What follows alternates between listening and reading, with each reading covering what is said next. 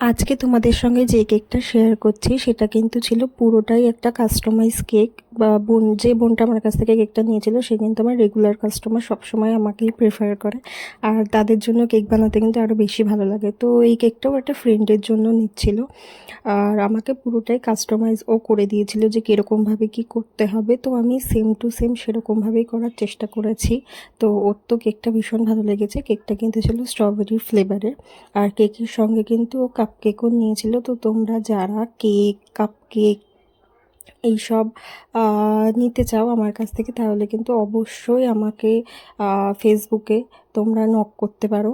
তো তোমরা সবাই কেকটা দেখে জানিও কেকটা কীরকম লাগলো। আমার কাছে তো ভীষণ প্রিটি লেগেছে, একটা ইউনিক। তো তোমরাও জানিও কীরকম লাগলো। আর কেকটা কিন্তু পুরো কাস্টমাইজ ছিল, আর 1 পাউন্ডের স্ট্রবেরি ফ্লেভারের কেক ছিল। তো তোমরা জানিও কেমন লাগলো। যদি ভালো লেগে থাকে তাহলে কিন্তু অবশ্যই লাইক, কমেন্ট আর চ্যানেলটা